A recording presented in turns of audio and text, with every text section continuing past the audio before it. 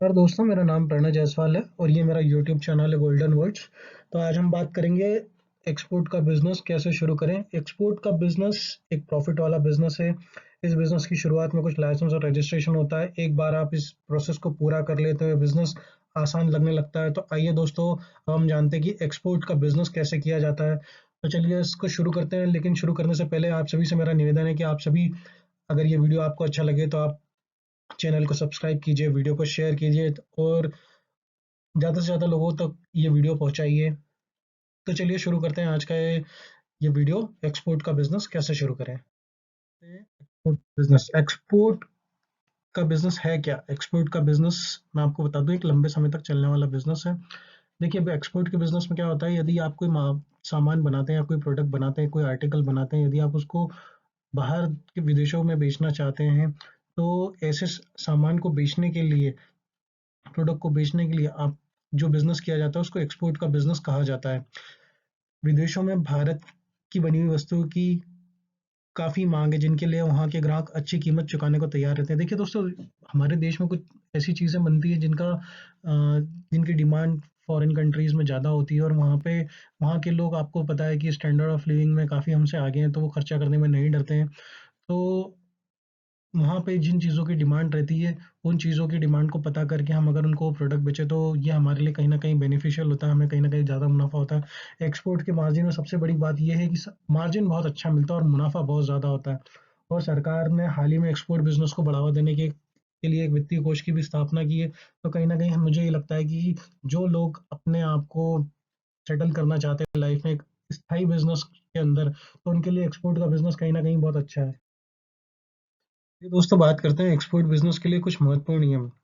सभी विदेशी बाजार के नियम अलग हैं, आपको इन नियमों का ध्यान रखना चाहिए। देखिए, हर देश का अपना एक अलग नियम होता है, अपने एक स्टैंडर्ड होते हैं, अपनी वो लोग एक क्वालिटी मेंटेन करते हैं और उसी हिसाब से हमें चलना चाहिए और ये बात हमें पता होनी चाहिए कि वहाँ के नियम और कायदे कानून क्या है।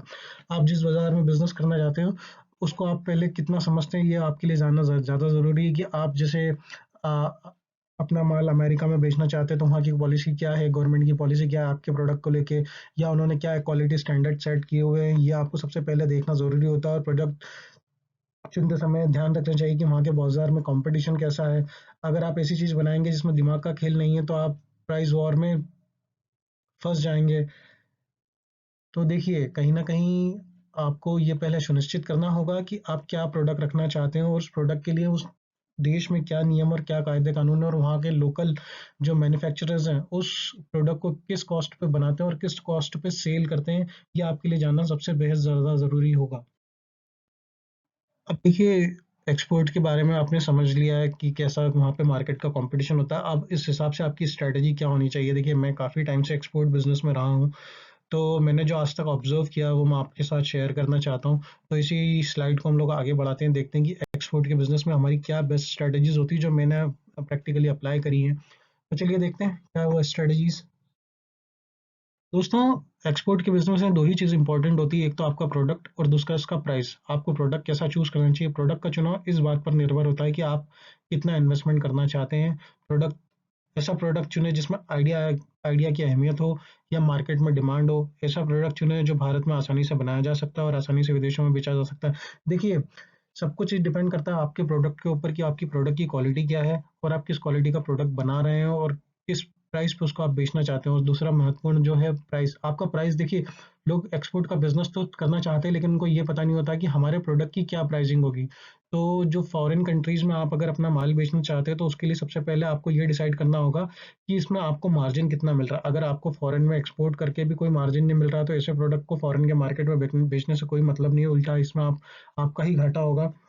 और आप अगर ऐसा कंपटीशन वाला प्राइस रखेंगे, तो उसमें सबसे पहले एक बात ये याद रखिए कि आपको किसी भी प्राइस कंपटीशन में फंसना नहीं है, क्योंकि अगर आप उसमें फंस जाएंगे तो काफ़ी आपको नुकसान हो सकता है। और एक बार और सबसे जो महत्वपूर्ण बात है वो ये है कि आपने अगर कोई प्रोडक्ट बनाया है, तो उसकी प्राइस में आप उसको, उसके अंदर जो प्राइस आप इंक्लूड करते हैं उसके अंदर आप उसको प्रोडक्ट को भेजने का किराया, ये एक बार सुनिश्चित कर लें।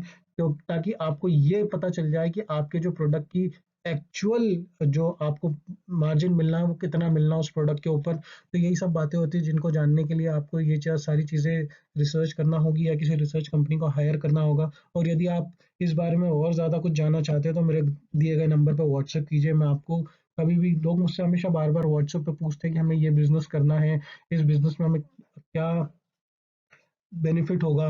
तो मेरा यही मानना है कि आप जब भी मुझे मैसेज करें, सिर्फ व्हाट्सएप पे मैसेज करें, मैं जैसे ही मेरे पास टाइम मिलेगा मैं आपको डेफिनेटली रिप्लाई करूंगा। तो देखिए दोस्तों, एक्सपोर्ट बिजनेस को करने के लिए आपको क्या क्या करना होगा। अब आपने ये तो देख लिया कि आपको क्या प्रोडक्ट है, आपको जब आपका प्रोडक्ट डिसाइड हो जाए, जब आपकी प्राइस डिसाइड हो जाए, तो उसके बाद इस बिजनेस को चालू करने के लिए आपको क्या करना पड़ेगा उस बारे में हम लोग बात कर लेते हैं। देखो, एक्सपोर्ट के बिजनेस के लिए कुछ कानूनी प्रक्रियाएं होती है जिनको आपको करना पड़ता है। और इस बिजनेस को शुरू करने वाले को सबसे पहले अपना जो बिजनेस है वो ट्रांसपोर्ट के अधीन रजिस्टर करना होता है। हालांकि किसी भी बिजनेस को चलाने के लिए रजिस्ट्रेशन की आवश्यकता होती है, पर ये बात याद रखिए कि एक्सपोर्ट बिजनेस में आप दूसरे देश के किसी व्यक्ति के साथ आप बिजनेस कर रहे हो तो केवल आप दो व्यक्ति बिजनेस नहीं कर रहे हो, बल्कि उन दो देशों का भी वो बिजनेस हो जाता है जिन देशों के बीच ये बिजनेस हो रहा है। तो इस बिजनेस को शुरू करने से पहले आपको कौन कौन से रजिस्ट्रेशन करवाने की आवश्यकता होती है, चलिए उसको जानते हैं। बिजनेस शुरू करने से पहले आपको क्या क्या किन किन चीज़ों की ज़रूरत पड़ेगी। सबसे पहले तो आपको एक कंपनी बनानी पड़ेगी, एक बैंक अकाउंट खोलना पड़ेगा, एक पैन कार्ड अप्लाई करना पड़ेगा, उसके बाद आईसी के लिए आपको अप्लाई करना पड़ेगा, और आरसीएमसी के लिए आपको अप्लाई करना पड़ेगा।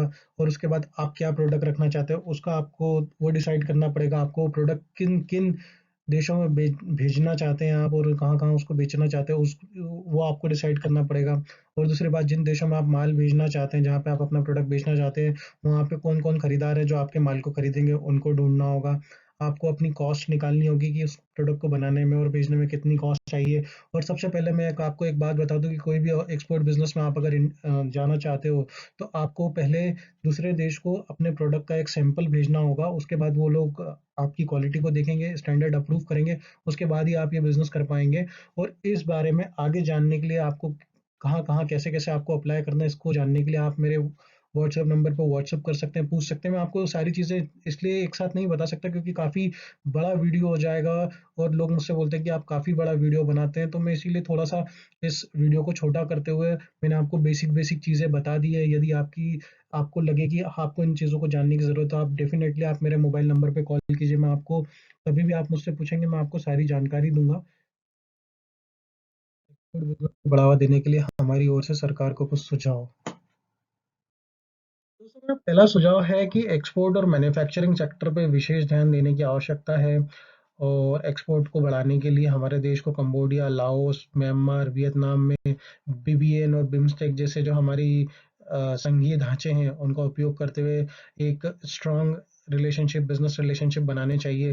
2022 तक भारत सरकार को डीएमआईसी और फ्रेट कॉरिडोर जैसे प्रोजेक्ट हैं उनको जल्दी से जल्दी पूरा करना चाहिए, जिससे क्या होगा कि प्रोडक्ट की जो डिलीवरी का टाइम है वो कम हो जाएगा। अब आज भी हमारे देश में जो प्रोडक्ट का डिलीवरी का टाइम है वो काफ़ी ज़्यादा है, वो मैं अपने पिछले वीडियो में आपके साथ शेयर कर चुका हूँ। और तीसरी सबसे इम्पोर्टेंट बात है कि बिजली जो हमारे उद्योगों को मिलती है वो काफ़ी महंगी मिलती है, तो उसके अंदर बदलाव करना चाहिए। और उद्योगों को बिजली देने के लिए हमें सौर ऊर्जा, पवन ऊर्जा जैसे स्रोतों का इस्तेमाल करके अधिक से अधिक मात्रा में सस्ती से सस्ती बिजली हमारे उद्योगों को दी जानी चाहिए, जिससे वो ज़्यादा प्रोडक्शन कर सकें और कहीं ना कहीं देश के विकास में भागीदार बन सकें। देखिए दोस्तों, भारत सरकार को पहला मेरा सुझाव है कि हमारे यहाँ से जो आदिवासी समाज के लोग हैं, जो हस्तकला में निपुण हैं, और उनके द्वारा बनाए गए जो हैंडमेड आर्टिकल हैं उनकी विदेशों में बहुत अच्छी डिमांड होती है और काफ़ी महंगे भी बिकते हैं। कुछ व्यापारी यहाँ से औने पौने दामों में उन आर्टिकल्स को खरीद के विदेशों में काफ़ी ऊंचे दामों पर बेचते हैं। तो मेरा ऐसा मानना है कि उन्हें उनकी हस्तकला को बढ़ावा देने के लिए भारत सरकार को सभी राज्यों में एक अखिल भारतीय आदिवासी समाज एक्सपोर्ट क्लस्टर की स्थापना करनी चाहिए, और उन्हें आदिवासी समाज को एक एक्सपोर्ट सुविधा प्रदान करनी चाहिए। और वो अगर यदि वो एक्सपोर्ट करते हैं अपने बनाए हुए हैंडमेड आर्टिकल्स को, तो उन्हें सब्सिडी मिलना चाहिए। और दूसरा मेरा सुझाव है कि भारत में जो शेतकरी समाज है, जो फल सब्जियां उगाता है, और वो आज भी शेतकरी समाज भारत के ग्रामीण इलाकों में ऑर्गेनिक तरीके से फल और सब्जियों को उगाते हैं, और उन फल और सब्जियों को एक्सपोर्ट करने के लिए शेतकरी समाज के लोगों के लिए एक शेतकरी समाज ऑर्गेनिक वेजिटेबल एक्सपोर्ट क्लस्टर का निर्माण करना चाहिए और उनको एक्सपोर्ट की सुविधा प्रदान करनी चाहिए ताकि भारत की शेतकरी समाज के लोगों को उनकी फसल का उचित दाम मिल सके और वे लोग आगे बढ़ सकें। और हमारे देश में जो तीसरा समाज है वो है तेली समाज, जो आज भी भारत के ग्रामीण इलाकों में पुराने तरीकों से शुद्ध खाने के तेल का निर्माण करता है और उन्हें भी बढ़ावा देना चाहिए, क्योंकि देखिए विदेशों में जो शुद्ध खाने के तेल है उनकी बहुत डिमांड होती है, हमारे देश में भी इसकी बहुत डिमांड है। तो कहीं ना कहीं उनको आगे बढ़ाने के लिए ज़्यादा से ज़्यादा उन्हें फैसिलिटीज़ प्रोवाइड करनी चाहिए, लोन देना चाहिए, एमएसएमई में के अंतर्गत उनको लोन प्रोवाइड करके ज़्यादा से ज़्यादा जो खाने के तेल की जो कमी है उसको पूरा करना चाहिए, ताकि हमारी जो डिपेंडेंसी हो मलेशिया जैसे देशों के ऊपर ख़त्म हो और पाम ऑयल का कम से कम इस्तेमाल हम लोग करें। और इसलिए मेरा एक सुझाव है कि अखिल भारतीय तेली समाज एक्सपोर्ट क्लस्टर की भी स्थापना करनी चाहिए और उन्हें भी एक्सपोर्ट की सुविधा प्रदान करनी चाहिए।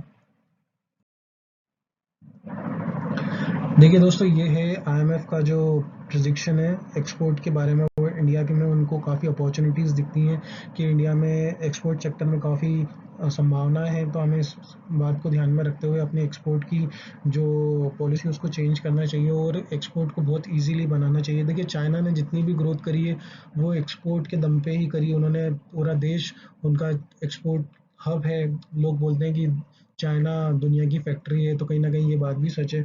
तो अगर वही आईएमएफ ये बोलता है कि इंडिया में एक्सपोर्ट बिजनेस की काफ़ी संभावना है, तो मेरा ये मानना है कि भारत सरकार को दूसरी विदेशी कंपनियों को लाके हमारे देश में मैन्युफैक्चरिंग सेक्टर को इस्टेब्लिश करने से बेटर है कि हम हमारे जो लोकल व्यापारी हैं, जो लोकल बिजनेसमैन हैं, जो लोकल आर्थिक रूप से कमज़ोर जो लोग हैं जो बिजनेस करना चाहते हैं उनको बढ़ावा देके उनसे ही बिजनेस मैन्युफैक्चरिंग यूनिट खुलवा के सर्विस सेक्टर की यूनिट खुलवा के हमारे देश को हम आगे बढ़ाएं। और कहीं ना कहीं मेरा ये मानना है कि दूसरों के ऊपर भरोसा करने से बेटर है कि भारत सरकार को अपने यहाँ के देश के जो व्यापारी वर्ग है उस पर ज़्यादा भरोसा करना चाहिए, क्योंकि देखिए विदेशी कंपनियां कितनी भी आ जाएगी, वो अगर मैन्युफैक्चरिंग सेक्टर अगर यहाँ डाल भी लेगी, स्टैब्लिश भी कर लेगी, वो सिर्फ हमारे यहाँ के देश के लोगों को रोजगार देगी और हमारी ज़रूरतों को पूरा करके अपना प्रॉफिट वो अपने देश वापस ले जाएंगे। इससे कहीं ना कहीं बेटर है कि हम अपने ही देश के लोगों पर भरोसा करें और उनको एक्सपोर्ट सेक्टर में आगे लाएं, मैन्युफैक्चरिंग सेक्टर में आगे लाएं। तो ये था मेरा आज का ये टॉपिक। दोस्तों मैं अपना आज का ये टॉपिक यहीं ख़त्म करता हूँ। आशा करता हूँ आप लोगों को बहुत कुछ सीखने को मिला होगा। यदि आपको ये वीडियो पसंद आए तो इसे लाइक कीजिए, मेरे चैनल को सब्सक्राइब कीजिए और ज़्यादा से ज़्यादा इसमें कमेंट कीजिए और आप मुझे बताइए कि आप और क्या जानना चाहते हैं एक्सपोर्ट बिजनेस के बारे में। तो यदि आप चाहेंगे आप मुझे कमेंट करेंगे तो मैं डेफिनेटली उसके ऊपर वीडियो बनाऊंगा और आपके साथ शेयर करूंगा। धन्यवाद।